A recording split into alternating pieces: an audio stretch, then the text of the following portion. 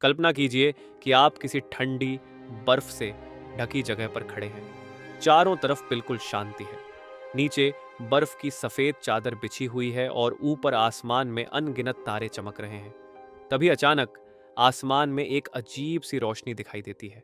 पहले हल्की सी, फिर धीरे धीरे वह रंग बिरंगी रोशनी में बदलने लगती है। ऐसा लगता है जैसे किसी ने आसमान पर रंगों का पर्दा टांग दिया हो। वो रोशनी कभी नदीनुमा बहने लगती है, तो कभी किसी बड़े पर्दे की तरह लहराने लगती है। आप चुपचाप खड़े होकर यह सब देखते रहते हैं। ये नज़ारा इतना सुंदर और अनोखा है कि आपकी नज़रें हटती ही नहीं। और एक पल को आप सोचते हैं, ये क्या है? ये रोशनी कहाँ से आई? क्या ये कोई जादू है या कोई स्वर्गिक नज़ारा? यहीं से शुरू होती है कहानी। ऑरोरा, जिसे लोग नॉर्दर्न लाइट्स और सदर्न लाइट्स कहते हैं, धरती की उन सबसे अद्भुत प्राकृतिक घटनाओं में से एक है जिन्हें देखना हर इंसान का सपना बन जाता है। पर सवाल यह है कि असल में ऑरोरा है क्या? क्या यह सच में कोई जादू है? क्या यह बस ठंडे इलाकों में ही दिखाई देता है? ये इतना खूबसूरत क्यों लगता है कि लोग इसके पीछे पूरी दुनिया घूम आते हैं? और सबसे बड़ा सवाल, क्या यह लाइट्स वाकई बहुत दुर्लभ हैं या फिर हर साल किसी खास समय पर निश्चित रूप से दिखाई देती हैं? इन सवालों का जवाब इतना ही रोचक है जितना इसे देखना। ऑरोरा न तो कोई रहस्यमयी जादू है और न ही केवल प्रकृति की खामोश कला, बल्कि यह पृथ्वी और सूरज के बीच चल रही अदृश्य बातचीत का दृश्य रूप है।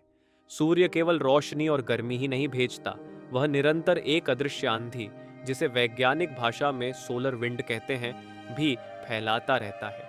इस सोलर विंड के साथ अरबों खरबों इलेक्ट्रॉन्स और प्रोटॉन्स जैसी चार्ज्ड पार्टिकल्स अंतरिक्ष में उड़ते हुए पृथ्वी तक आते हैं। आम तौर पर हमारा ग्रह इन आंधियों से सुरक्षित रहता है क्योंकि पृथ्वी के चारों तरफ एक अदृश्य कवच फैला है, उसका मैग्नेटिक फील्ड। यह हमें लगातार बचाता है।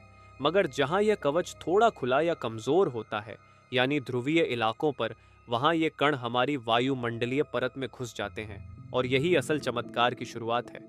ऊपर वायुमंडल में जब ये कण ऑक्सीजन और नाइट्रोजन जैसे गैसों से टकराते हैं, तो वे अपनी ऊर्जा छोड़ते हैं और यह ऊर्जा रोशनी के रूप में फूट पड़ती है। यही रोशनी हमें ऊंचाई पर रंग बिरंगे पर्दों के रूप में दिखाई देती है। अब रंग क्यों बदलते हैं, यह भी दिलचस्प है। ऑक्सीजन सामान्य हरे और लाल रंग की रोशनी छोड़ता है, नाइट्रोजन नीले और गुलाबी रंग की।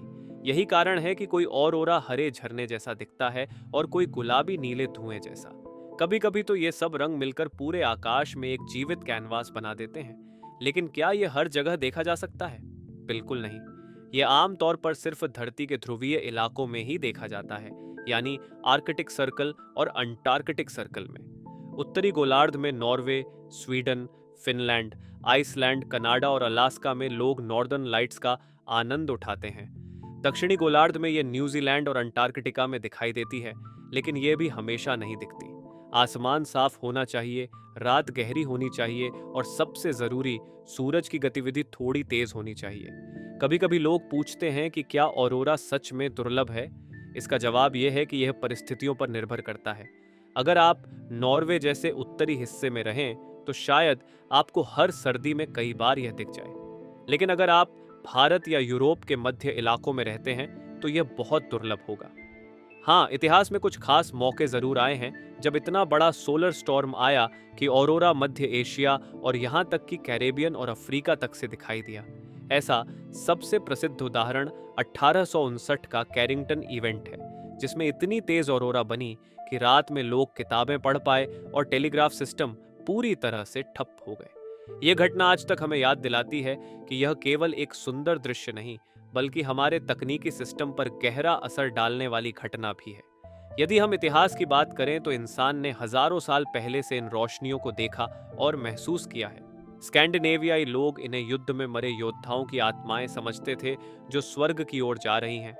ग्रीनलैंड के इनुइट लोग मानते थे कि यह मरे हुए आत्माओं का खेल है। चीन और जापान के लोग उन्हें स्वर्गीय संकेत मानते थे और शुभ माना करते थे। यूरोप में मध्यकाल के दौरान कई बार इन्हें भगवान की चेतावनी की तरह देखा गया। हर संस्कृति ने इन रोशनियों को अपनी धार्मिक और आध्यात्मिक मान्यताओं से जोड़ा। और भी रोचक यह है कि कितनी बार इन रोशनियों की वजह से लोग डर भी गए, क्योंकि जब अचानक रात को आसमान लाल हरा चमक उठे और बिजली जैसी लहरें दौड़ने लगें, तो कोई भी पुराना समाज इसे स्वाभाविक नहीं मानता।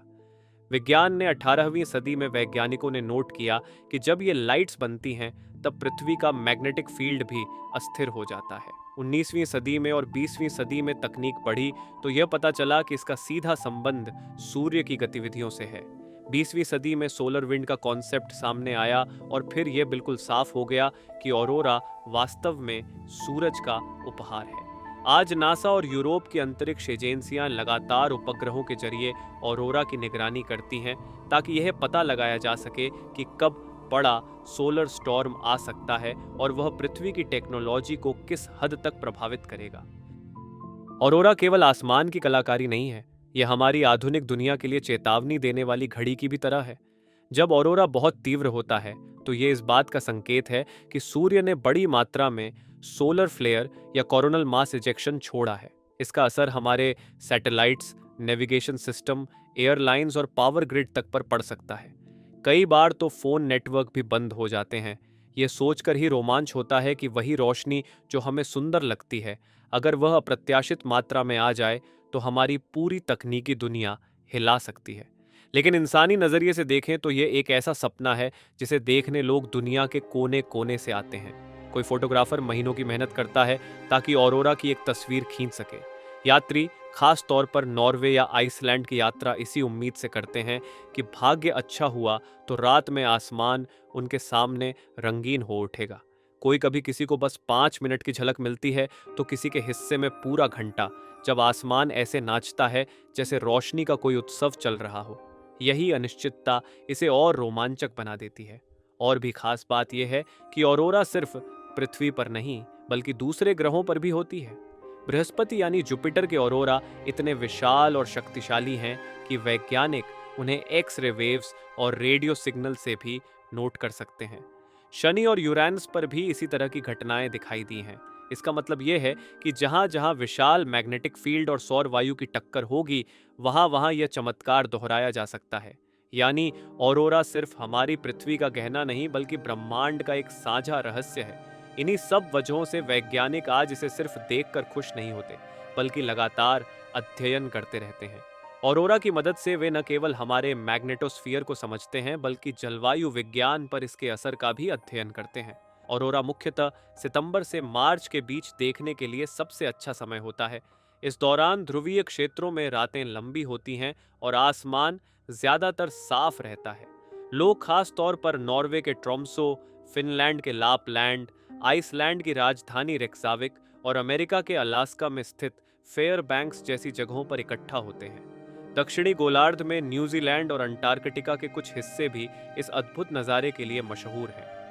यह अनुभव इतना मोहक होता है कि जिसने एक बार इसे देख लिया वह इसे जिंदगी भर नहीं भूल पाता। आखिर में यही कहा जा सकता है कि ऑरोरा सिर्फ एक प्राकृतिक घटना नहीं बल्कि आकाश, पृथ्वी और सूरज के बीच संवाद की एक दृश्य भाषा है। यह हमें याद दिलाता है कि ब्रह्मांड में कितनी अद्भुत चीजें हैं जिन्हें हम अभी सिर्फ समझने की कोशिश कर रहे हैं। जब आप इसे अपनी आंखों से देखते हैं तो आपको एहसास होता है कि हमारी पृथ्वी कितनी खास है और ब्रह्मांड में हमारी जगह कितनी छोटी लेकिन महत्वपूर्ण है। आप देख रहे थे स्क्रॉल फ्रेश। अगर आपको अरोरा के बारे में दी गई यह जानकारी पसंद आई हो तो वीडियो को लाइक करें और चैनल को सब्सक्राइब करना न भूलें। मिलते हैं अगले एक नए वीडियो के साथ, तब तक के लिए अलविदा।